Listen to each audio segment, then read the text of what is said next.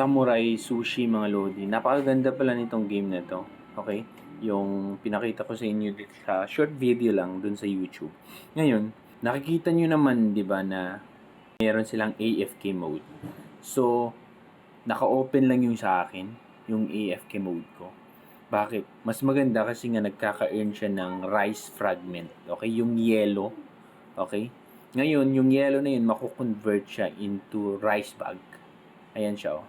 Yan yung update nila. At itong rice bag na to, saan na-harvest mong rice fragment, dun magbe-base yung reward mo sa SSS. Yung SSS na yun, is magagamit mo siya pampalevel dun sa Samurai NFT mo. Okay? So, sa March 21 ata malalunch ito. At meron din silang pre-sale sa Blast mga lodi. Next week ata yun.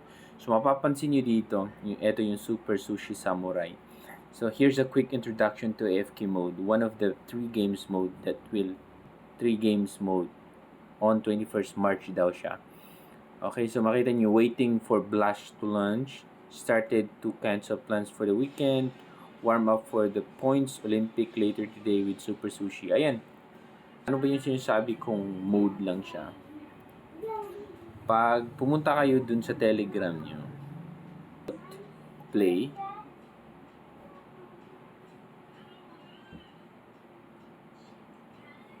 ayan o, ibig kong sabihin, yun yung rice fragment. Eto. Ayan siya, Lodi. Nakita nyo yun? Ayan. Yan yung rice fragment na kung saan nako-collect siya. Okay, ayan. So, naka-on lang siya. Naka-on lang yan. So, nagko-collect siya. Hindi pa active yung mga iba. Tulad ng mga level. Pero sa 21st, mangyayari yan, mga Lodi. Ayun. Ayan lang siya. So, gawin nyo lang yung mga quest dito pag di nyo pa nasimulan. I-complete nyo. Naka-open lang yan sa akin habang naka-open yung computer ko para mag-collect ako lang ng ganito. Okay? So, yun yung update natin dito sa Samurai Sushi, mga lodi.